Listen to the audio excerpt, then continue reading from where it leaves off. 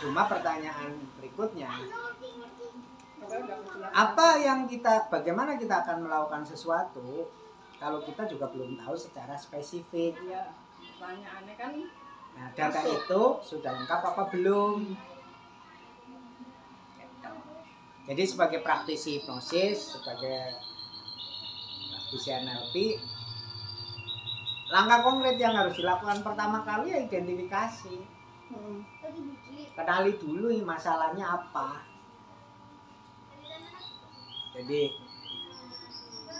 itu kan ada banyak, kalau bicara NLP kan ada banyak pelanggaran-pelanggaran, ada banyak asumsi, persepsi yang tidak memberdayakan diri si tokoh itu.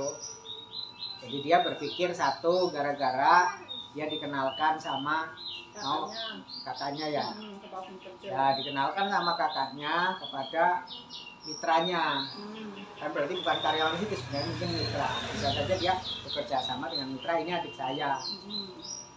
Adik kandung. Jadi sebenarnya kan ya pertanyaan itu nggak sengaja juga mungkin, tapi karena dia punya persepsi bahwa saya berbeda, mungkin dianggap tidak sama dengan saudara-saudaranya, merasa apa saya nggak ngerti kan detailnya, karena di situ ada deletion, ada data yang nggak apa lebih jelek itu jelek yang seperti apa? Nah, kan belum kebongkar tuh di situ. Terus kedua, data itu dari mana? Apakah dari si Andinya atau dari justifikasi orang lain? Cuma bagi si Andi itu justru dia merasa bahwa diragukan, merasa terhina. Jadi dikenali dulu nih, persoalannya apa ini? Oh, ternyata dia punya persepsi ini, catat. Terus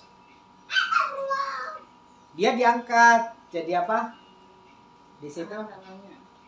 Ya, diangkat jadi apa? Manajer apa kepala unit cabang kalau nggak salah.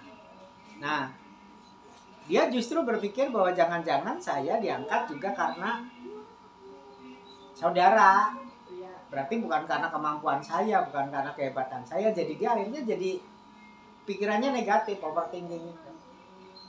Jadi akhirnya mempengaruhi nggak dengan kinerja, hubungan dengan orang lain? Pasti pengaruh. Nah, kalau dalam kapasitas sebagai praktisi hipnosis, hipnoterapi, atau praktisi NLP mau merubah, kenali dulu tuh. Cara mengenalinya apa? Cara membuka data itu biar antara surface structure dengan depth structure-nya. Jadi kalau di NLP ada the map is not the territory. Peta, minta tolong Mbak. Peta itu bukan wilayah sebenarnya.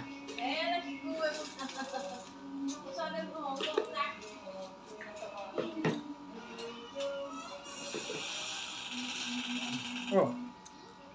Nah, lanjut. Peta itu bukan wilayah sebenarnya. Jangan-jangan peta mentalnya si Andi itu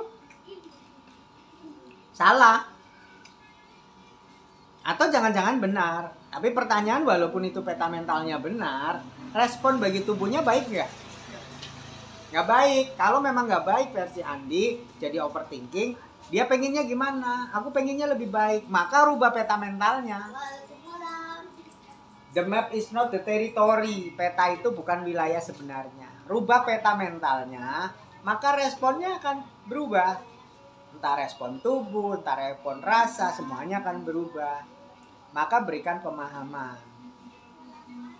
Atau minimal ketika kita melihat data yang awal di chat di grup Cipok itu,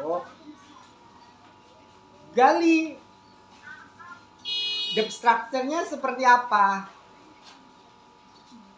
Jadi model data sebenarnya seperti apa, karena kan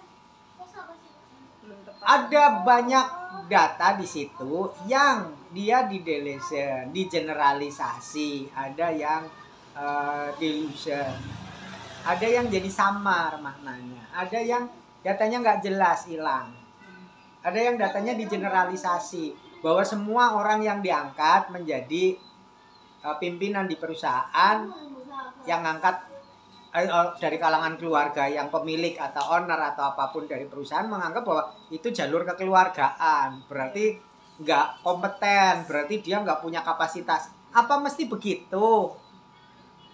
Enggak, Bang.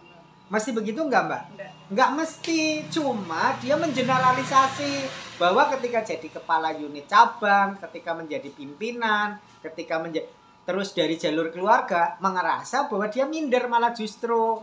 Lah nyong aslinya ora, saya tidak berkompeten nih. Padahal kan belum tentu benar juga.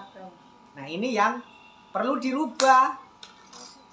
Nah, cara ngubah itu, cara menggali itu menggunakan metamodel. Di kelas kita sudah bahas kemarin ya sama Mas Muhi. Nanti malam kita akan bahas lebih dalam. Nah, nanti malam Mas Muhi, Mbak Rizky, sama Mas Tommy, silahkan bedah tuh simulasi role play.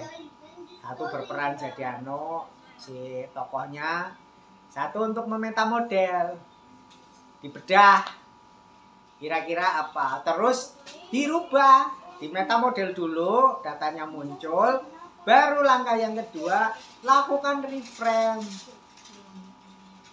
Jadi dibingkai ulang nih pemaknaan itu, atau peta modelnya diedit, bisa memberikan sudut pandang baru, bisa dia ditawarkan untuk memilih sudut pandang yang lain yang berbeda, yang lebih memberdayakan dirinya.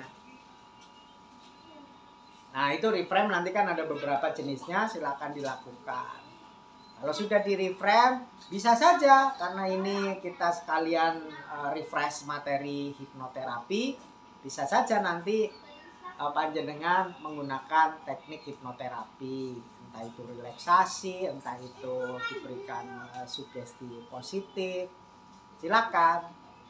Hal-hal lain bisa dikembangkan karena materinya belum sampai ke anchor, belum sampai ke sweet pattern, jadi nanti sementara di situ aja dulu.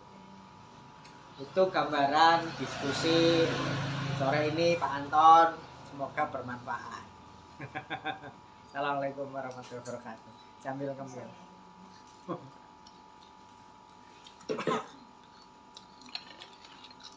Cipok mau cikarondo kok.